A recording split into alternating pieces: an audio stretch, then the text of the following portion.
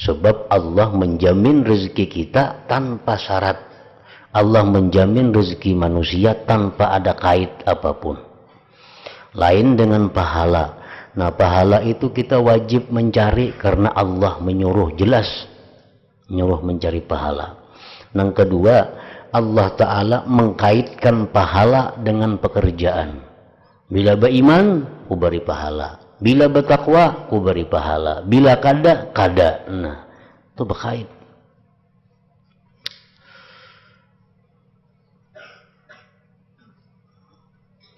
Jika engkau bertanya, bolehkah kita masuk ke pedalaman tanpa bekal? Anak ke hutan belantara sana, bolehlah kada besangu napa-napa. Kada besangu iwak, kada besangu bares, kada besangu apa, tangan 10 aja. Unak berangkat ke hutan, tangan 10. Maka ketahuilah bahwa kalau engkau mempunyai hati yang kuat menghadap kepada Allah dan memiliki kepercayaan yang kukuh terhadap janji Allah, maka masuklah.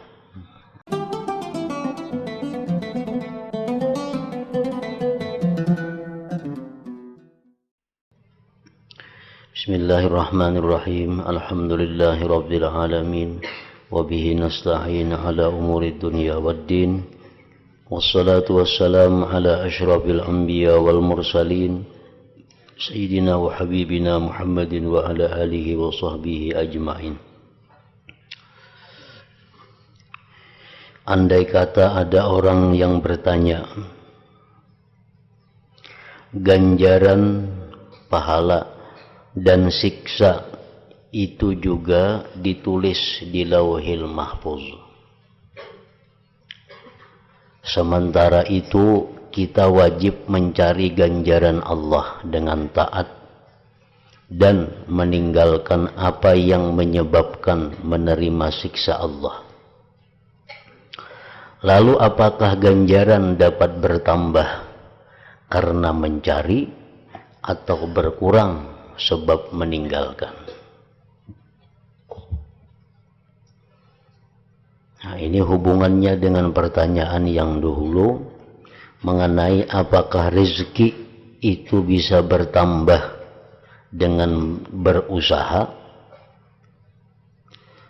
rezeki bisa berkurang lantaran kada berusaha.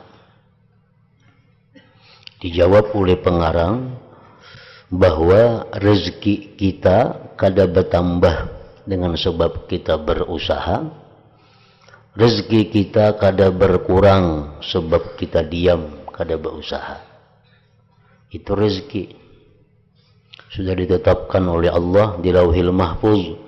Rezeki kita sekian, kita berusaha kada bertambah dari itu, kita berdiam kada berkurang dari itu. Nah, lalu yang bertanya ini bertakun pulang, amun pahala pang lawan siksa itu ditulis juga di Lauhil Mahfuz. Tapi apakah pahala itu bertambah dengan dicari?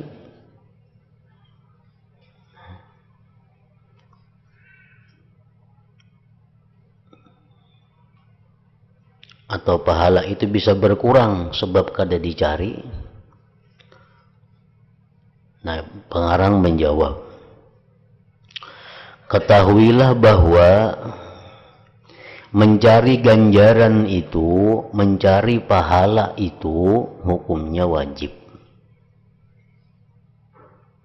Kenapa wajib? Karena Allah memerintahkannya.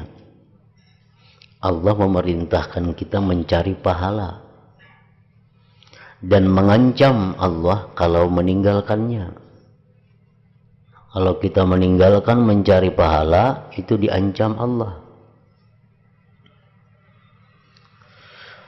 Sedangkan rezeki mencarinya kada wajib, dan Allah kada memerintahkan kita untuk mencari rezeki. Nah, itu bedanya. Lagi pula Allah tidak menanggung ganjaran untuk orang yang tidak taat. Allah kada menanggung dapat pahala orang nang kada taat. Nah kalau rezeki Allah menanggung dan kada berkait dengan usaha atau kada berusaha. Sedangkan tambahan ganjaran dan siksa itu sebab pekerjaan hamba. Ganjaran dan siksa itu sebab pekerjaan hamba. Perbedaan antara rezeki dan ganjaran atau pahala itu bisa ditemukan. Perbedaan antara rezeki dan ganjaran pahala itu bisa ditemukan dalam satu kaidah yang samar, yaitu apa yang dikatakan oleh sebagian ulama kita. Yang tertulis di Lauhil Mahfuz itu ada dua macam. Satu bagian tertulis secara mutlak, tanpa syarat dan tanpa menggantungkannya dengan pekerjaan hamba, yaitu rezeki dan ajal. Rezeki, umur itu tertulis di Lauhil Mahfuz mutlak. Arti mutlak apa? Kada pakai syarat, kada tergantung dengan hamba. Rezeki dan ajal. Jadi umur, kayak apa aja kita berusaha, kayak apa aja kita berobat, kada menambahi umur. Kayak apa aja kita bekerja, kada akan mengurangi umur. Karena Allah menentukan umur tanpa ada syarat, tanpa ada kait mutlak. Demikian rezeki ditulis oleh Allah mutlak di Lauhil Mahfuz tanpa ada syarat, bertambah dengan pekerjaan usaha atau berkurang dengan apa kadada. Tidakkah engkau perhatikan bagaimana Allah menyebut-nyebut keduanya, rezeki dan ajal, secara mutlak tanpa syarat?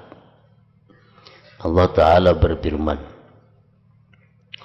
wa ma min dabbatin fil ard illa 'ala Allahi rizquha. Artinya, semua hewan yang melata di bumi rezekinya menjadi tanggungan Allah. Nah, adalah berkait di situ. Rezeki binatang melata termasuk manusia itu dijamin Allah. Mutlak. Kada ada bertambah bila inya berusaha, kada ada bertambah. Bila inya bekerja, kada ada. Pokoknya Allah mengatakan dalam Al-Quran, semua hewan yang melata di bumi, rezekinya menjadi tanggungan Allah. Jadi kita berusaha, kada kah? Rezeki ditanggung oleh Allah. Dan firman Allah, فَإِذَا جَاءَ أَجَلُهُمْ لَا يَسْتَأْخِرُونَ سَاعَةً وَلَا يَسْتَقْدِمُونَ. Artinya apabila ajal manusia telah datang, maka mereka tidak bisa mengundurkan sesaat pun dan tidak pula memajukan. Adalah berkait umur si hamba, ajal si hamba akan bertambah bila inya bekerja ini. Umur si hamba akan berkurang bila inya melakukan ini kadada. Sabda Rasulullah sallallahu alaihi wasallam, arba'atun qad furiga anhu, al-khalqu wal khuluq wal rizqu wal ajal. 4 hal yang telah dibereskan, yaitu makhluk, pekerti, rezeki dan ajal. Itu sudah selesai. Sudah dibagi oleh Allah.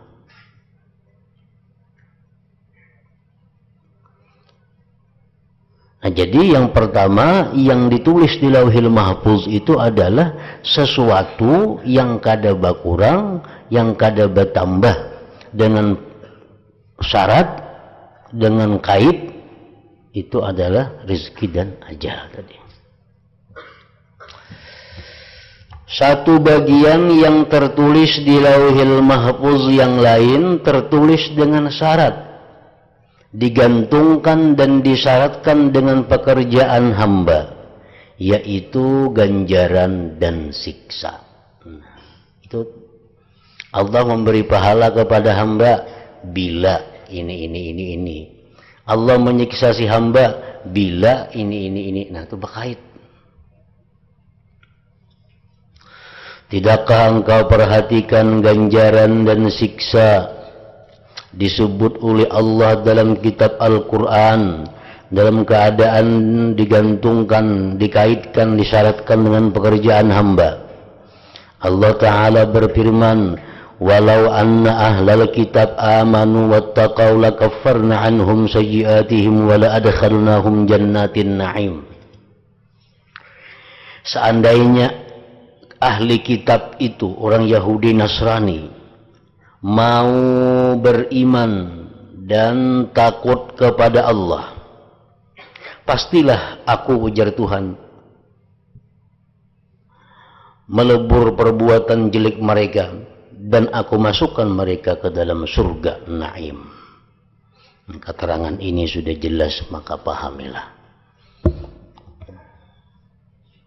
Di situ Allah mengatakan bahwa mereka itu bisa masuk surga, tapi syaratnya amanu wattaqau, beriman dan takwa. Mereka masuk surga dengan syarat beriman dan takwa. Bakait itu iman dan takwa. Jadi untuk mendapatkan ganjaran, mendapatkan pahala, nah itu usaha. Diperlukan usaha hamba. Sembahyang, berzikir, berselawat, nuntut ilmu. Nah, nyar diberi Allah pahala. Bila kada. Lain rezeki. Nah, rezeki tadi sudah dijelaskan kada pakai syarat. Allah mengatakan Allah menjamin rezeki, titik. Kada ada berkait Tuhan bilanya bekerja ini, bilanya bekerja itu, kada ada.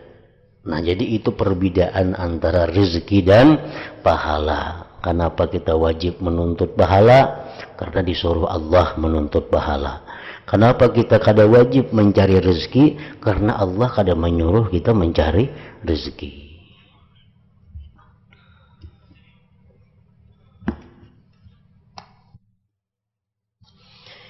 Jika ada yang berkata, kita melihat orang-orang yang mencari rezeki pada menemukan banyak rezeki dan harta, sedangkan orang-orang yang tidak mau mencari rezeki tidak mempunyai apa-apa dan fakir. Ada nang betakun. Kita melihat orang-orang sugih itu orang-orang yang banyak berisi usaha. Sedangkan kita melihat orang-orang yang kada berusaha itu kebanyakannya fakir, miskin. Nah, berarti kayaknya tuh usaha itu menambah rezeki. Buktinya makin banyak orang tuh berisi usaha, makin banyak rezekinya. Sedangkan orang yang kada berusaha, dasar kada berduit. Nah, kayak apa nih tuh? Maka berusaha kada menambah rezeki, menganggur kada mengurangi rezeki. Rezeki sudah jelas ditentukan Allah, bulan dapat sekian, bulan dapat sekian. Tapi orang berusaha pina sugi-sugi, nah menganggur pina pakir-pakir. Nah, jawabnya, seakan-akan engkau tidak pernah melihat. Seakan-akan engkau tidak pernah melihat orang yang rajin bekerja tetapi fakir. Banyaknya orang yang giat berusaha, fakir juga. Seolah-olah engkau tidak pernah melihat orang yang tidak bekerja dan nganggur tetapi mendapatkan rezeki dan kaya. Banyaknya orang yang menganggur aja gawian, kada tapi sugih. Artinya kada berusaha, maksudnya menganggur tuh kada berusaha itu, kada berusaha ini, kada berusaha macam-macam, tapi inya sugih.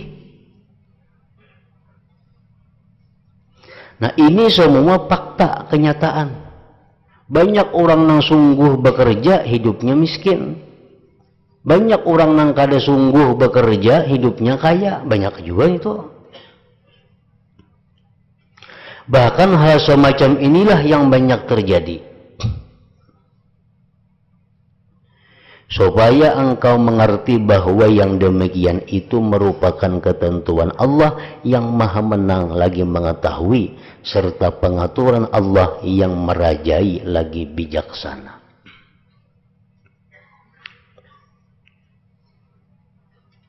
Nah jadi di sini jelas kada bisa dipastikan bila orang tuh banyak usaha, banyak rezeki, kada tentu. Banyaknya orang yang banyak usaha, kayaknya gulung tikar, bangkrut ke rumah-rumah tak jual. Usahanya ada ini, ada itu, banyak usaha, mestinya banyak jual rezeki, tapi nyatanya habis.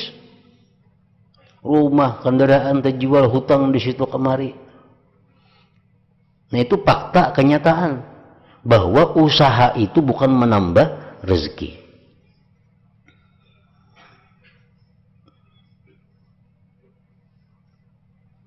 Orang berusaha berdagang,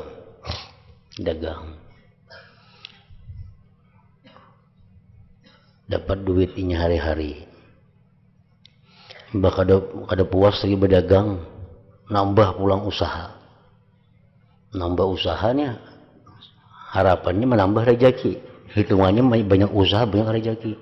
Buka pulang usaha ini. Buka pulang usaha ini. Tahu-tahu ada usaha yang menghabiskan semuaan, bangkrut jadinya gara-gara membuka usaha ini. Banyak orang kayak itu kenyataan. Jadi kada boleh dikatakan bahwa usaha itu menambah rezeki, kada kawa. Nah jadi rezeki itu sudah ditetapkan Allah. Kita berusaha kadakah rezeki itu akan datang kepada kita, mau kada mau. Bila kada percaya itu, kada percaya lawan Quran, kada percaya lawan Nabi, kada percaya lawan Allah Ta'ala, bahwa rezeki kita kada bertambah dengan berusaha, kada berkurang dengan berdiam. Itu suatu kepercayaan yang wajib diyakini oleh setiap orang yang beriman. Abu Bakar Muhammad bin Sabiq As-Saqli pemberi fatwa di negeri Syam membacakan syair.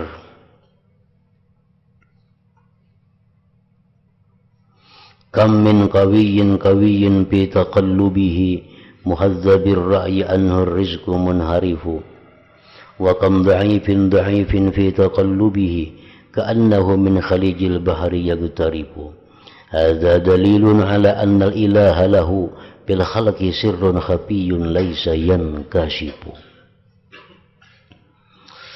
Artinya banyak sekali orang kuat yang rajin mundar-mandir mencari rezeki, lagi pula jernih pendapatnya, tetapi rezeki Allah berpaling darinya. Banyak orangnya ini mundar-mandir, rajin berusaha, lagi pintar utaknya, sarjana orangnya S2 ahli ekonomi, usaha banyak, betital sarjana ekonomi, pintar urusan mencari duit, nyatanya bangkrut. Banyak itu. Sebaliknya banyak pula orang lemah yang nganggur, yang enggan mundar mandir, isi aja kalau tamat. Namun seolah-olah ia tinggal mencibuk saja rezeki dari tepi laut. Banyak orang isi dia aja kada tamat, berusaha kada kakaruan, tapi rezekinya melimpah ruah. Ini merupakan dalil yang menunjukkan bahwa Allah Ta'ala itu mempunyai rahasia yang samar di kalangan makhluk yang tidak bisa terbuka rahasia itu.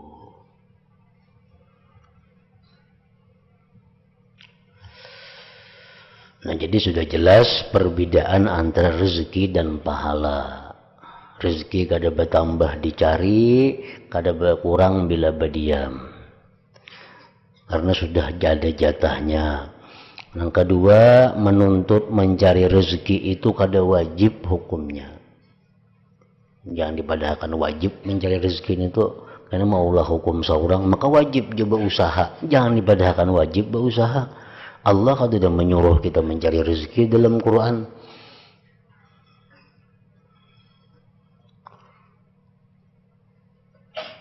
Mencari rezeki itu kada wajib. Dan rezeki kada bertambah dengan dicari, kada berkurang dengan berdiam. Sebab Allah menjamin rezeki kita tanpa syarat. Allah menjamin rezeki manusia tanpa ada kait apapun. Lain dengan pahala. Nah, pahala itu kita wajib mencari karena Allah menyuruh, jelas menyuruh mencari pahala. Yang kedua, Allah Ta'ala mengkaitkan pahala dengan pekerjaan. Bila beriman, ku beri pahala. Bila bertakwa, ku beri pahala. Bila kada, kada. Nah, itu berkait.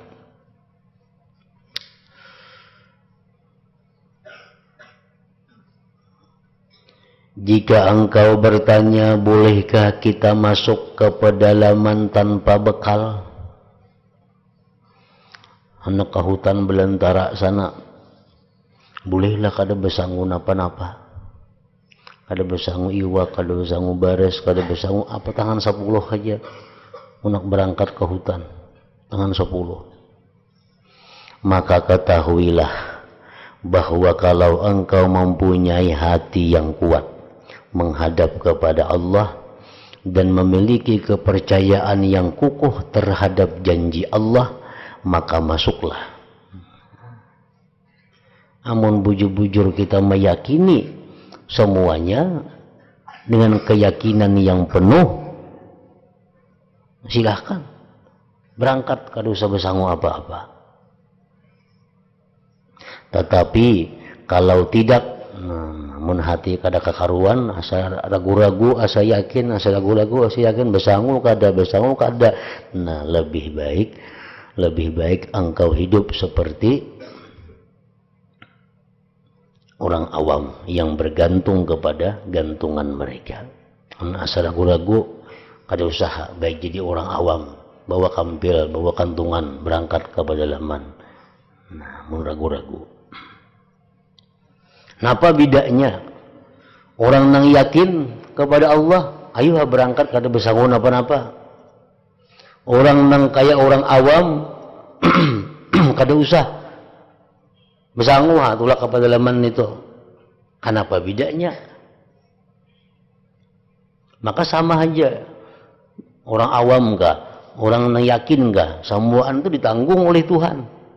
Kenapa? Orang yang sudah yakin silahkan masuk ke pedalaman, kada bersanggup. Sedangkan orang awam jangan, baik bersanggup. Apa alasannya berbeda?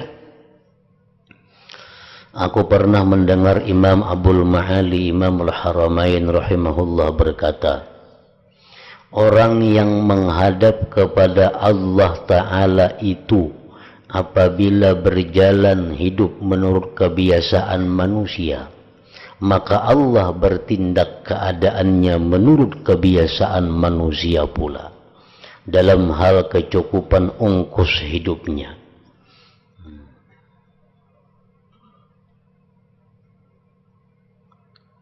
Allah Ta'ala itu memberi seseorang sesuai keadaan orang itu. Nah, kalau orang itu yakin 100% dengan Allah, maka Allah pun akan 100% memberi kepadanya. Bila orang itu kada kakaruan tadi, nah itu bisa kada diberi Tuhan. Aku ni asa ragu-ragu, asa nang bersanggup, sana kada, hendak bersanggup. Kalau pinang kada napa-napa kena situ. Baik bersanggup ha. Mun aku bersanggup, aku dijamin Tuhan juga sudah. Nah, ragu-ragu hati. Bila ragu-ragu langkah ini tulak kada bersanggup, mati tengah jalannya. Kenapa? Karena Allah memperlakukan manusia itu sesuai dengan keadaan mereka. Allah memperlakukan manusia sesuai dengan keadaan mereka. Kalau keadaan kita hati bulak-bulik macam itu, disuruh bersanggup.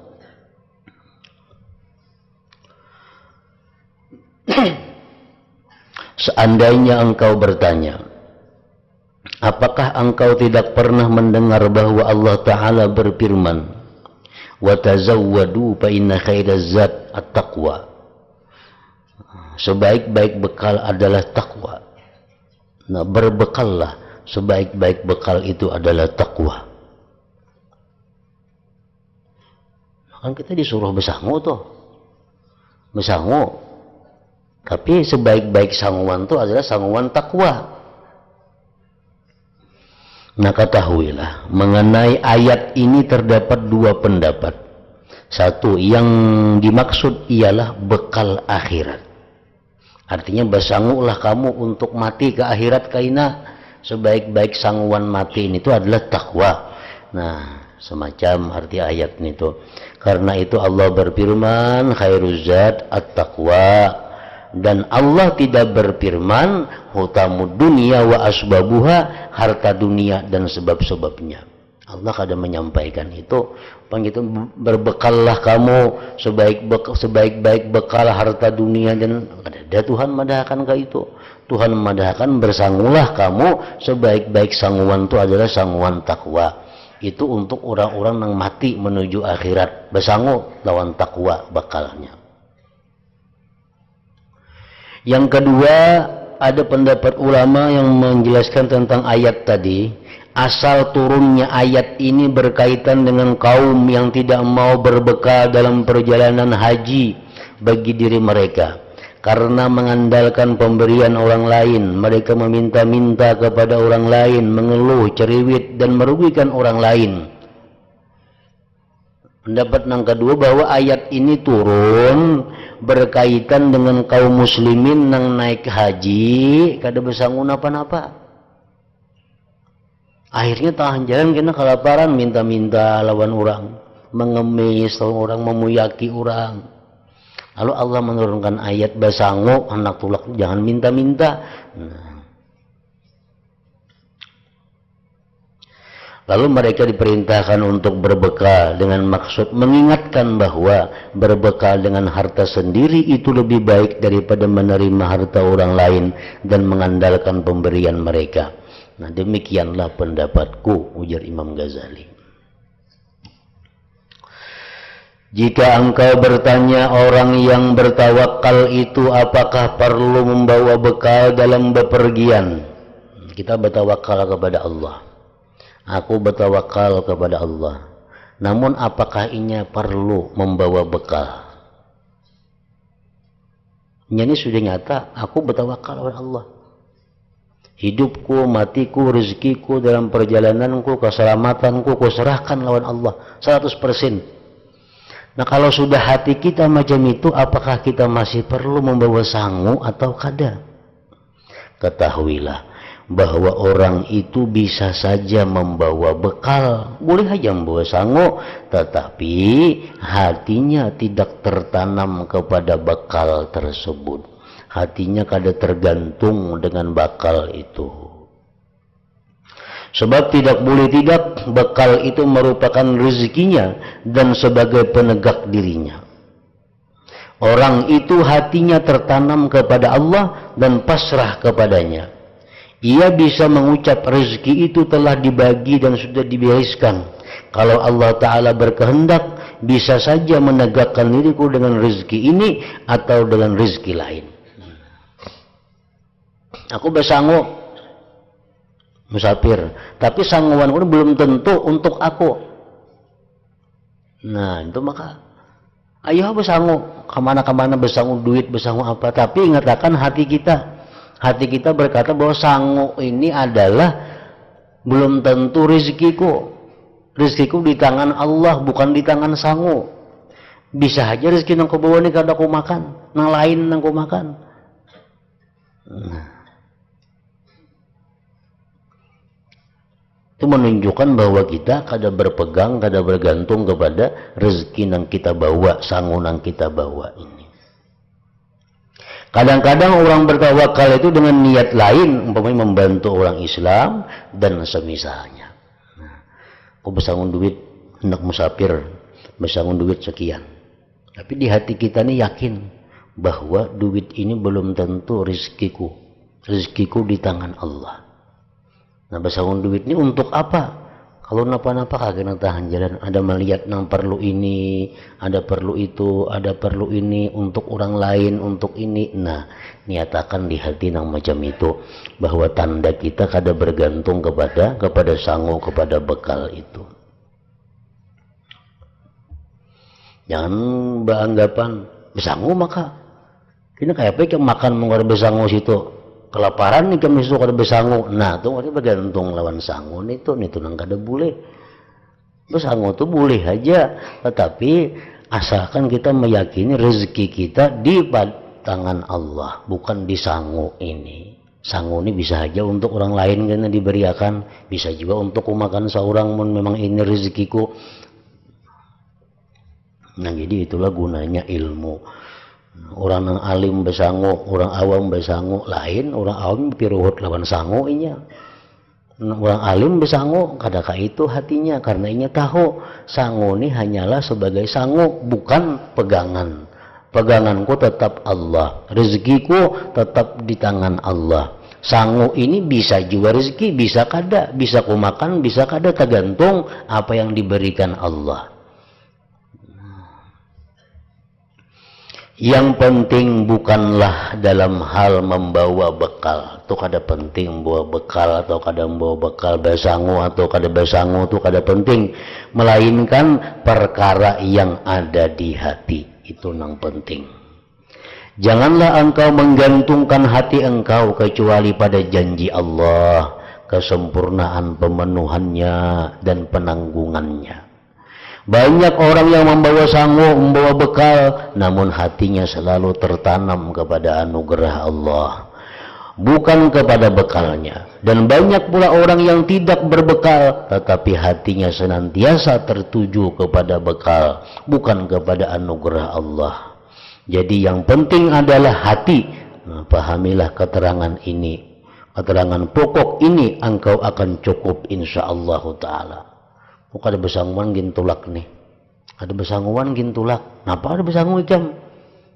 Di situ kok ada aja bisi kawan, bisi ula banyak aja kita ada betah kelaparan. Nah ini orang nang uyuh bener, bujurainya kada besangu, tapi hatinya kepada ula, kepada kawan nang di situ ditujunya sampai jam memberi makaninya.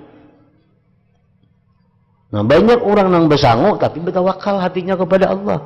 Jadi bukan sangu, masalah sangu kada besangu, yang penting hatinya itu apakah bergantung, berharap kepada Allah atau kepada sangu, itu masalahnya.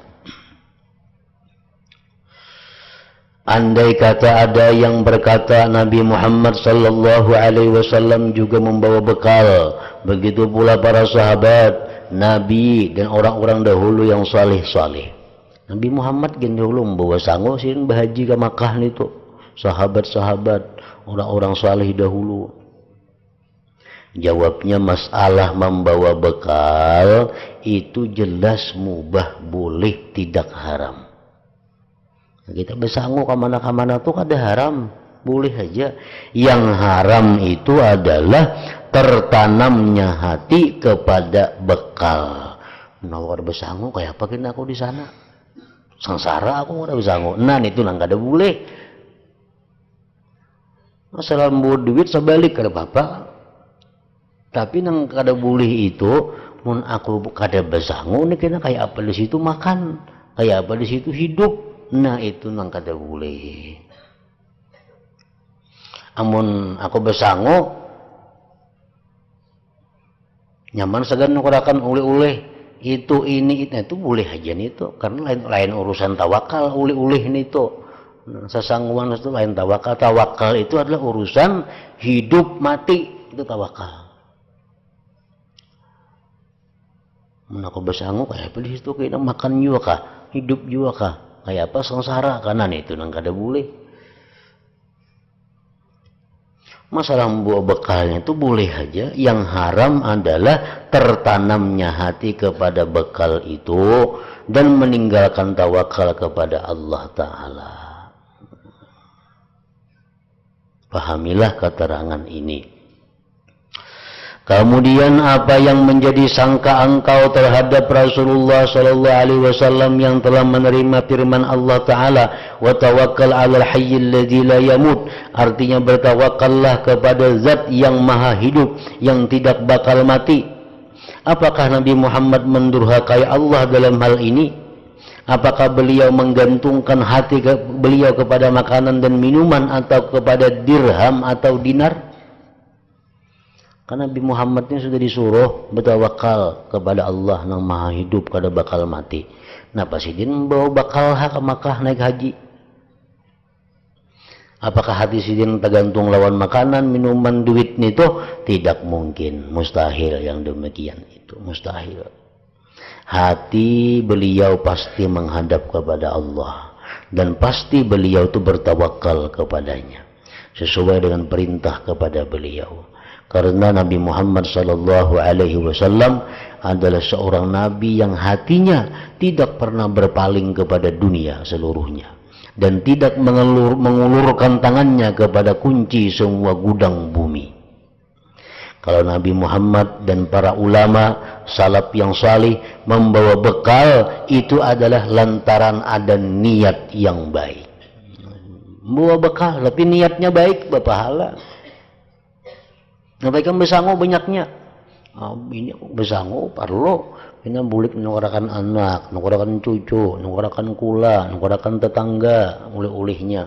Di situ kena kawan habis duit nang berhutang dihutangi. Nah itu niat nang baik besangu. Bukan karena senang hatinya terhadap bekal lalu meninggalkan menghadap Allah. Itu yang penting, jangan sampai senang terhadap bekal. Jangan sampai di hati sanggup 10 juta, bah, asa aman aku sini, asa hidup 10 juta nih sanggup di situ. Nah, itu jangan itu. Yang dipandang adalah niat. Menurut apa yang kuterangkan kepada engkau, pahamilah dan bangunlah dari tidur engkau, sadarlah dari kelalaian engkau dan pahamilah benar-benar niscaya engkau dikaruniai laku benar oleh Allah Ta'ala. Jika engkau bertanya manakah yang lebih utama, membawa bekal ataukah meninggalkannya? Tadi membawa bekal boleh, asalkan hati jangan berikat lawan bekal itu. Hati tetap kepada Allah. Nah boleh membawa bekal. Bahkan membawa bekal itu bisa berpahala kalau niatnya baik. Nah sekarang betakun pulang, mana baiknya kada usah besangu lawan besangu. Kan besangu boleh, besangu boleh, kada besangu boleh kalau hati kita sudah kuat tadi. Sekarang betakun mana baiknya? Ketahuilah bahwa dalam hal ini tergantung kepada keadaan. Apabila orang itu menjadi panutan orang banyak yang ingin menerangkan bahwa membawa bekal itu boleh, atau berniat menolong orang Islam, menolong orang susah dan semisalnya, maka yang lebih utama adalah membawa bekal. Baik besangu. Kita berumbungan, kita jadi panutan. Baiknya kita besangu dengan niat yang baik tadi. Kalau orang itu sendirian, nah sorangan ini berangkat dan tegar hatinya, kuat hatinya dalam masalah percaya kepada Allah Ta'ala, serta masalah bekal tidak menyibukkannya, kada mengganggunya untuk beribadah kepada Allah, maka yang lebih utama adalah meninggalkan bekal. Sudah hatinya kuat kepada Allah, kada sibuk urusan sangu, kada berpikir urusan makan. Nah, dan berangkatnya ingin sorangan, kada pacang minta-minta lawan orang. Nah, maka itu lebih baik kada usah besangu. Walaupun besangu itu boleh, tapi abdalnya meninggalkan sangu. Nah, pahamilah keterangan ini, jagalah, semoga Allah Ta'ala memberi taufik kepada kita semua. Amin ya rabbal alamin. Yang kedua, rintangan yang datang kemudian. Yang kedua ialah hal-hal yang mengkhawatirkan. keinginannya dan maksudnya. Jadi orang yang beribadah kepada Allah akan menemui beberapa rintangan-rintangan. Rintangan yang pertama yang datang kepadanya adalah kekhawatiran masalah rezeki. Khawatir terhadap masalah rezeki ini diatasi dengan perilaku atau akhlak yang bernama tawakal. Nah kemudian setelah itu datang lagi rintangan-rintangan terhadap orang yang beribadah, yaitu mengenai keinginan dan maksudnya. Untuk mencukupi hal yang mengkhawatirkan, khatarul akhtar, hanyalah ada dalam pasrah engkau kepada Allah. Karena itu engkau hendaklah pasrah, memasrahkan segala urusan engkau kepada Allah Subhanahu wa ta'ala. Artinya kalau aku beribadah terus menerus, kayak apa kayaknya mun aku garing. Nah, untuk itu serahkan kepada Allah. Mun aku beribadah terus kepada Allah, kayak bagaimana aku menghadapi keluarga. Nah, urusan itu serahkan kepada Allah.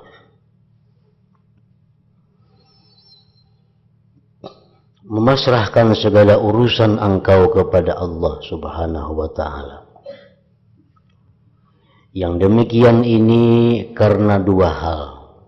Artinya kenapa kita memasrahkan urusan kepada Allah? Karena ada dua perkara. Satu, ketenangan hati seketika. Apabila urusan yang akan datang yang kita hadapi itu adalah pasrah kepada Allah, itu akan memberi ketenangan hati. Sebab segala urusan itu apabila agung lagi samar, artinya baikkah, kadakkah, nah akan datang itu kita kada tahu. Tidak dapat diketahui mana yang benar dan mana yang salah. Maka hati engkau tentu goyang dan nafsu engkau bingung. Engkau tidak tahu apakah engkau terjatuh pada kebenaran ataukah salah. Kalau engkau menyerahkan urusan itu kepada Allah Ta'ala, engkau pasti mengetahui bahwa engkau dianggap pada kebagusan dan kebaikan. Sehingga engkau selamat dari perkara yang mengkhawatirkan. Mara bahaya dan selamat daripada maksiat. Dengan tenang hati dalam seketika, ketenangan hati, aman dan nyaman di hati ini merupakan suatu keuntungan besar. Hati yang tenang itu merupakan satu keuntungan yang besar. Karena dengan hati yang tenang itu kita akan bisa melakukan sesuatu kebaikan. Dengan hati yang tenang kita akan bisa fokus dalam beribadah kepada Allah. Nah, untuk bisa menenangkan hati tadi terhadap kekhawatiran yang akan datang, maka serahkanlah urusan akan datang itu kepada Allah Subhanahu wa ta'ala.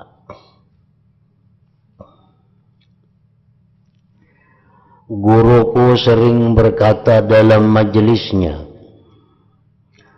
tinggalkanlah tadbir. Tadbir itu artinya mengatur.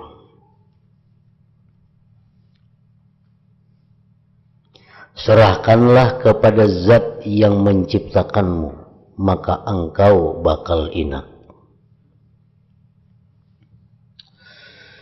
Beliau guruku membaca sebuah syair mengenai hal ini. Inna man kana laisa yadri apil mahbubi naf'un lahu awil makruhi lahariyun bi ayyupawwidha ma ya'jizu anhu ilal ladhi yakfihi al-ilahil birril ladhi huwa birra'fati ahna min ummihi wa abihi. Orang yang tidak mengetahui adakah dalam perkara yang ia senangi terdapat manfaat baginya ataukah merugikannya. Tahulah kita manfaat itu di mana datangnya.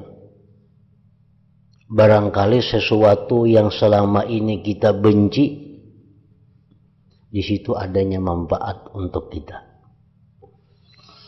Barangkali sesuatu yang selama ini kita sayangi, kita cintai, ternyata itulah yang menyakitkan kita.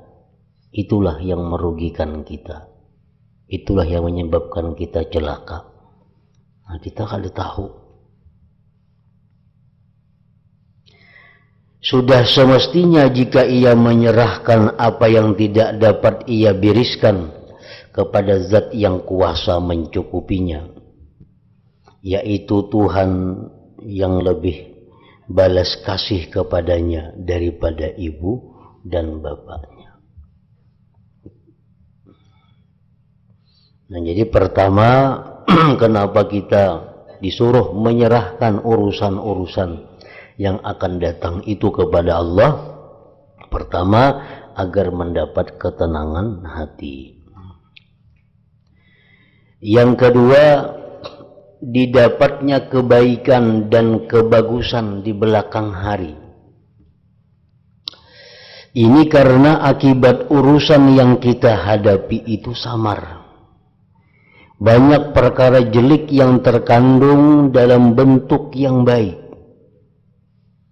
Dan banyak pula kemudaratan yang terkandung dalam keadaan yang bermanfaat. Banyak racun yang menyerupai madu, padahal engkau tidak mengetahui akibat dan rahasia perkara itu. Jadi apabila engkau memastikan sesuatu perkara dan mengelolanya dengan pilihan engkau secara pasti, maka tidak lama engkau tentu terjerumus ke dalam kerusakan, sedangkan engkau tidak merasa. Ada satu cerita. Seseorang yang tekun beribadah memohon kepada Allah agar diperlihatkan iblis kepadanya. Abid ini orang ahli ibadat, minta lawan Tuhan hendak diperlihatkan iblis. Ya Allah, perlihatkan kepadaku iblis, hendak tahu kayak apa iblis itu. Lalu diberitahu, si abid tadi diberitahu, janganlah minta yang demikian itu.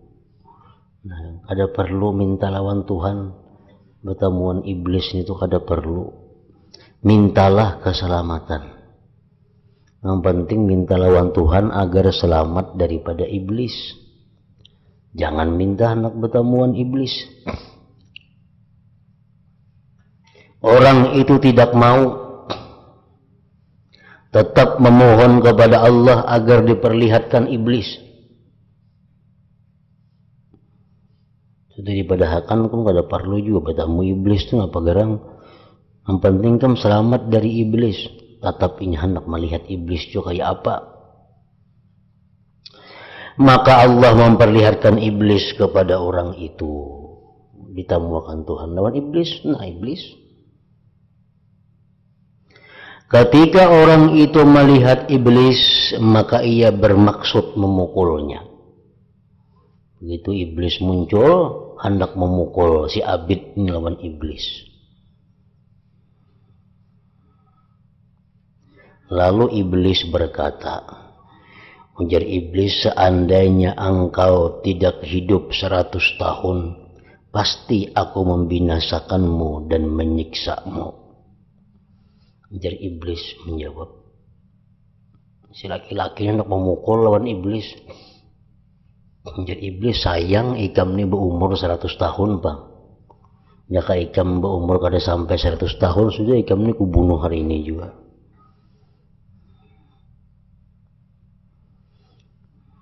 Hilang iblisnya, kada ada lagi itu. Orang itu terbujuk oleh ucapan iblis yang demikian itu. Dan ia berkata dalam hati, wah umurku masih panjang. Ya si Abid nih, berarti umurku masih panjang. Ini iblis tadi madahkan jakanya ikam kada berumur 100 tahun, ikam ini sudah aku mati. Berarti aku ini masih panjang umur. Masih lagi 60 tahun hanya mati, hanya 40 umur. Nah kalau begitu, aku akan hidup seenaknya dulu, baru nanti aku bertobat. Orang itu pun mulai menjadi orang fasik dan meninggalkan ibadahnya. Akhirnya ia mengalami kerusakan agamanya. Akhirnya orang ini mengalami kerusakan agamanya. Kenapa? Sebabnya karena minta sesuatu nang kada perlu diminta, minta sesuatu nang kada baik diminta, yaitu hendak bertemuan iblis. Iblis adalah makhluk yang khusus untuk mencelakakan manusia. Apanya tak pikir nanjar iblis tadi, jika ikam kada berumur 100 tahun yang sudah kubunuh hari ini. Berarti panjang umurku nih, iblisnya tahu. Kalau berbuat maksiat, kayaknya aku cuman gitu bat umur 90, sedangkan aku batubat. Nah jadi hancurlah agamanya. Cerita ini mengandung peringatan kepada engkau supaya jangan memastikan kehendak engkau. Dan jangan memaksa untuk menghasilkan tuntutan engkau. Jangan hendak memastikan tuntutan. Ya Allah, umpamanya, jadikanlah hamba-Mu orang yang kaya. Jangan. Ya Allah, jadikanlah hamba-Mu orang yang tinggi pangkatnya. Jangan minta kayak itu. Jangan memastikan. Cerita ini juga menakut-nakuti engkau dari melanturnya angan-angan. Karena merasa umur tadi masih 100 jar iblis, lalu barang aja dulu. Akhirnya tobat. Karena melanturnya angan-angan itu merupakan penyakit ibadah yang sangat besar. Kita kada tahu yang akan datang itu apakah baik jadi orang kaya atau baik jadi orang miskin. Kita kada tahu. Kita kada tahu na akan datang apakah baik hidup membujang atau kawin, kada tahu. Kita kada tahu na akan datang kena apakah baik berisi anak atau kada tahu. Nah oleh karena itu kita kada boleh memastikan kehendak terhadap hal yang kita kada tahu itu. Jangan hendak minta lawan Tuhan sesuatu yang kita sendiri kada tahu baik kadanya. Baik kadanya menurut Allah artinya. Benar sekali orang yang mengucapkan syair berikut, wa iyyakal matami'a wal amani pakam umniyatin jalabat maniyah. Artinya hati-hatilah terhadap apa yang menjadi kepentingan engkau dan angan-angan engkau. Berapa banyak keinginan yang menarik kepada kematian. Orang hendak ke sana, rencana hendak bersenang-senang ke situ. Oh ternyata sekalinya kematiannya berada di situ. Orang hendak berangkat mencari mengumpulkan harta. Padahal di tempat itulah malaikat Israel menungguinya. Mana tahu kita. Nah, adapun apabila engkau memasrahkan urusan engkau hanya kepada Allah Ta'ala dan engkau memohon kepadanya supaya dia yang memilihkan apa yang baik untuk engkau, tentu engkau bakal menemukan kebaikan dan kebenaran serta engkau hinggap pada kebagusan perbuatan. Rasulullah SAW mengajarkan Aisyah radhiyallahu anha sebuah doa. Allahumma inni as'aluka minal khair kullih ajilihi wa ajilihi ma'alimtu minhu wa malam a'lam wa a'udzu bika minasy syarri kullih ajilihi wa ajilihi ma'alimtu minhu wa malam a'lam. Nah, ini satu contoh doa yang paling baik. Allahumma inni as'aluka, ya Allah, aku minta kepada engkau, minal khair kullih, dari kebaikan seluruhnya, baik yang aku tahu atau yang aku tidak tahu. Wa a'udzubika minasyarr, aku berlindung kepada engkau dari kejahatan. Ma'alimtu minhu wa malam a'lam, baik yang aku tahu atau yang aku tidak tahu. Nah, itu doa nang kada betah salah lagi. Kalau kita berdoa diluaskan rezeki, belum tentu baik. Karena banyak orang yang begitu luas rezekinya menjadi orang yang hancur agamanya. Banyak contohnya. Zaman ini miskin, zaman ini susah, baik ibadahnya, baik menuntut ilmunya. Begitu dia kaya, nah hancur semua. Jadi jangan sekali-kali kita minta kepada Allah kekayaan itu. Serahkan kepada Allah, anak baik kaya, kaya akan. Bila baik miskin, miskin akan. Terserah Tuhan, mana yang paling baik untuk diri kita.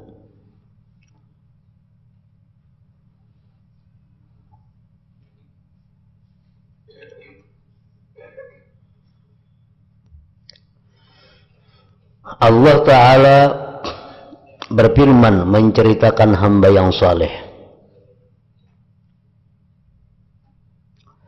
Wa ufawwidu amri ilallah innallah basirum bil ibad. Artinya aku pasrahkan urusanku kepada Allah. Sungguh Allah Ta'ala adalah zat yang melihat kepada para hambanya. Fawaqahu Allah sayyiati ma makaru wa haka bi ali fir'aun su'al azab.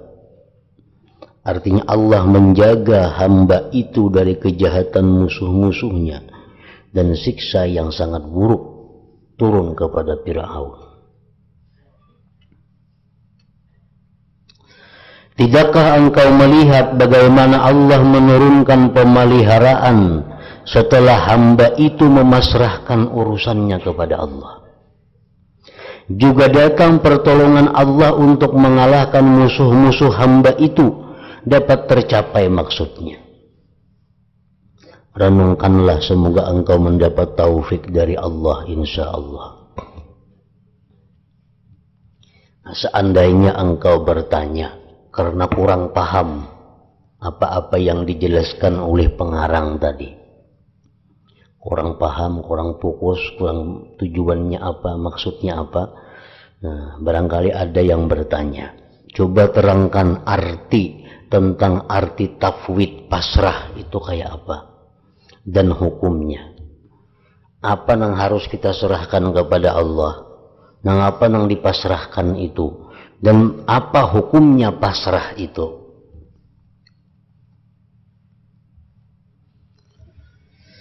Ketahuilah bahwa dalam masalah ini terdapat dua pasal yang karena keduanya masalah akan menjadi jelas, yaitu satu, kedudukan tafwid dan hukumnya, yang kedua arti tafwid, batasannya dan lawannya.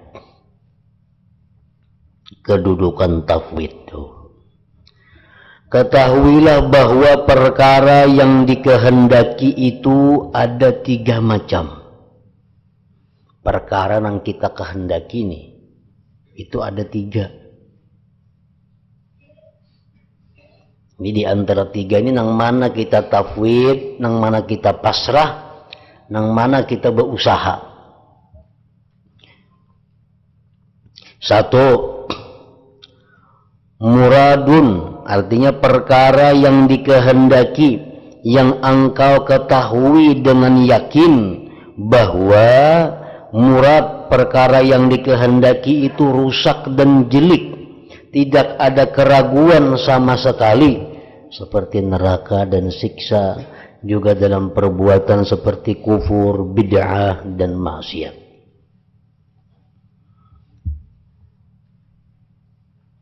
Pertama, hal-hal yang dikehendaki itu ada hal-hal yang pasti kada baik, seperti maksiat, bid'ah, kafir, itu sudah nyata kada baik.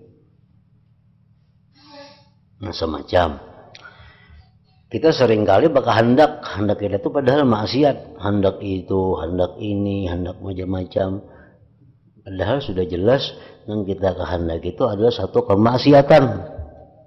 Semacam. Yang kedua, murad yang engkau ketahui secara pasti bahwa murad itu yang dikehendaki itu bagus.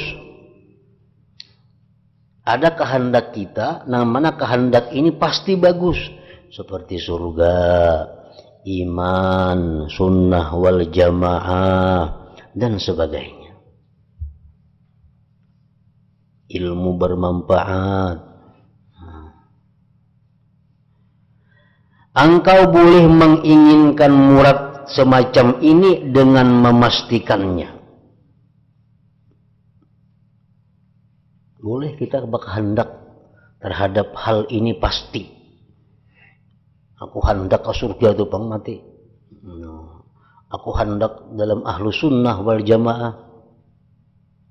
Aku hendak tetap iman kepada Allah. Nah itu boleh kita berpasti. Kenapa? Karena itu sudah pasti baik. Kita minta lawan Tuhan, ya Allah berilah aku ini surga. Ya Allah berilah aku ini iman yang kuat. Ya Allah matikan aku dalam husnul khatimah. Itu sudah pasti baik.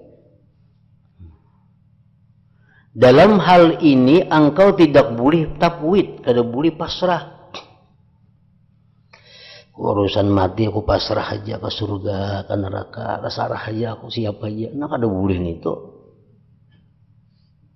Karena ini bukan hanang pasrah. Pasrah itu terhadap hal-hal yang belum tentu baik atau kada baik. Nah pasrah kita kepada Allah. Amu sudah nyata-nyata baik, kada perlu pasrah, bahkan kita minta kepada Tuhan.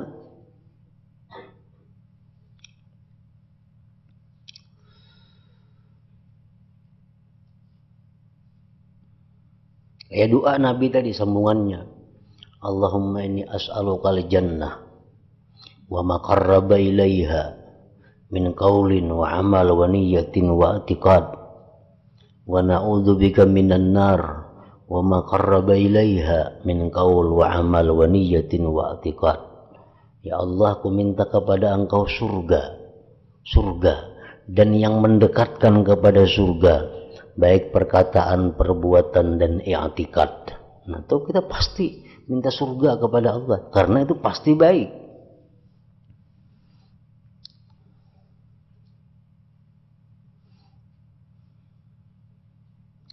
Dalam hal ini engkau tidak boleh tafwid, tidak boleh pasrah. Karena tidak ada perkara yang mengkhawatirkan. Di situ kan ada perkara yang mengkhawatirkan. Engkau tidak ragu bahwa murad semacam ini baik dan membaguskan diri engkau.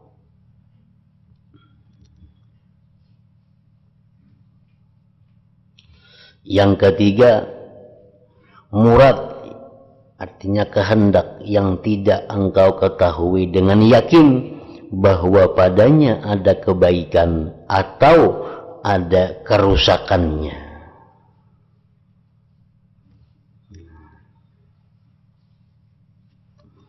seperti perbuatan-perbuatan sunat dan perkara yang diperbolehkan.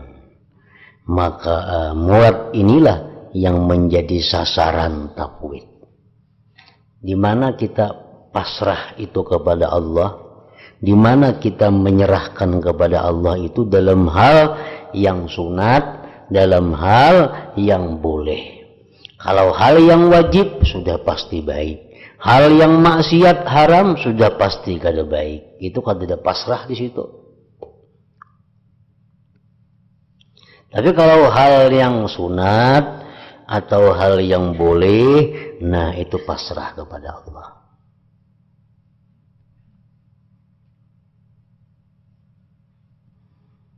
Orang misal sudah naik haji, berarti sudah melakukan kewajibannya. Lalu hendak pulang naik haji nang kedua, sunat aja kalau toh, sunat nang kedua. Nah jangan hendak minta naik haji nang kedua kepada Allah. Pasti aku hendak naik haji gini nang kedua kali. Jangan. Atau ya Allah, nah hamba hendak naik haji pulang nang kedua, nah tolongi hamba. Jangan minta kayak itu lawan Tuhan.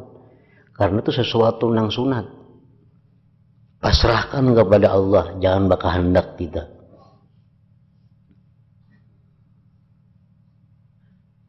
Engkau tidak boleh menginginkannya dengan pasti, melainkan harus engkau susuli insya Allah dan syarat baik. Dan syarat baik. Artinya, ya Allah, hamba ini hendak pulang naik haji nang kedua, nah, atau nang ketiga, nang keempat. Ya Allah, hamba ini hendak naik haji nang ketiga, nang keempat. Jika itu baik. Nah, jika itu baik. Kaitakan lawan jika itu baik. Orang sudah berumrah 10 kali, 5 kali, 6 kali, sunat aja lagi kalau hendak pulang berumrah, ya Allah, hamba hendak berumrah. Nah, jangan kayak itu lawan Tuhan, karena itu perkara sunat. Nah, sunat itu belum tentu lawan kita membawa kebaikan. Karena berapa banyak pekerjaan yang sunat akibatnya meninggalkan yang wajib. Nah jadi kadang mesti baik. Oleh karena kadang mesti baik itu pasrahkan kepada Allah. Ya Allah, hamba hendak berumrah pulang nang kedua, nang ketiga. Nah jika itu baik. Nah, jika itu baik. Yang kaya-kaya sugih belum tentu baik. Bisa juga baik, bisa kada. Jangan hendak minta kaya kepada Allah. Kalau minta kaya juga ikat dengan jika baik. Ya Allah, nah, kayakanlah hamba jika itu baik. Panjang umur belum tentu baik. Anak minta bantuan panjang umur, minta ya Allah, hamba minta umur 100 tahun hidup jika baik.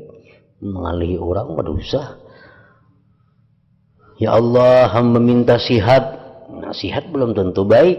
Banyak orang yang sihat, nakal, begitu garing, sadar, adil. Banyaknya manusia. Berarti baik garingnya. Jadi jangan minta sihat lawan Tuhan, kecuali berkait dengan jika baik. Ya Allah, hamba minta sihat, nah sihat akan hamba jika itu baik. Nah, jadi perkara-perkara yang boleh, perkara-perkara yang sunat, nah itulah sasarannya pasrah ini. Arti pasrah apa? Menyerahkan kepada Allah. Amunnya baik, tolong mudahkan. Amunnya kada baik, kada usah palingakan.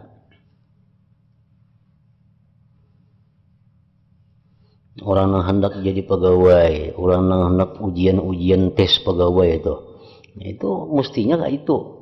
Jangan sambil hajat supaya lulus, supaya diangkat orang. Itu kada boleh nangka itu. Belum tentu jadi pegawai itu baik. Banyaknya orang karena jadi pegawai rusak agamanya. Dulunya kada tahu duit haram, begitu jadi pegawai apa iyanya mau ambil duit haram. Nah, kan jadi gara-gara jadi pegawai rusak agamanya. Nah, jadi hendak jadi pegawai ini tuh ayo berdoa, ya Allah, hamba angkat jadi PNS. Nah, amun itu baik. Amun kada baik kada usah. Jadi mesti berkait syarat baik nih tuh. Karena kada tahu nah akan datang itu baikkah kadakah. Jadi perkara nang wajib pastikan, perkara nang jahat pastikan untuk ditinggalkan. Nah perkara sunat, perkara yang boleh ini nang kitab tafwid ini. Di sini andaknya tafwid. Jangan keempatnya di andak tafwid tersalah kayaknya. Jurang jam mau kasih itu, jam tuh dosa. Mau jam tuh kasih itu, jam pecang berdosa kayaknya. Maka ada aku pasrah aja. Nggak ada mau nggak itu sudah nyata bila yang pas itu kan yang berdosa. Aku pasrah aja. Untuk melindungi aku kita lindungi itu aku daripada dosa. Kada kau pasrah bila urusan dosa itu mesti dijauhi. Jam sembahyang zuhur nah wajib jam sembahyang zuhur aku pasrah aja. Sembahyang kada kagak zuhur terserah Tuhan aja aku. Nah ada boleh nih tuh pasrah urusan yang wajib. Pasrah itu menyerahkan kepada Allah tuh urusan nang mubah, nang sunat.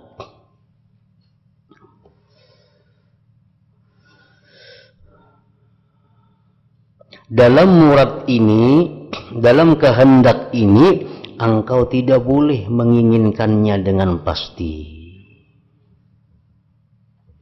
Melainkan harus engkau susuli insya Allah dan syarat baik. Orang kawin sekian tahun, 40 tahun, 50 tahun, kada sering anakan.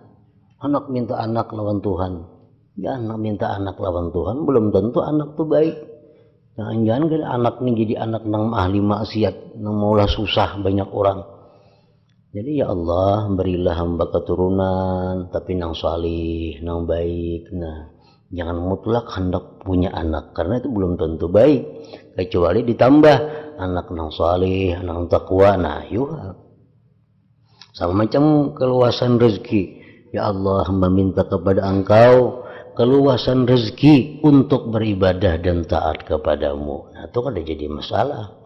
Ya Allah, hamba minta kepada engkau panjang umur, sihat badan untuk takwa dan ibadah kepadamu. Nah itu bagus itu pasti baik.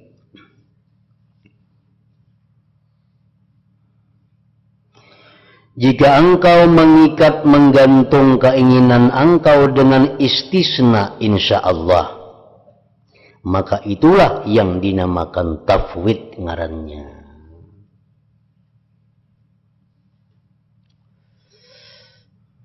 Isuk kena kebanjar insya Allah tafwid ngarannya.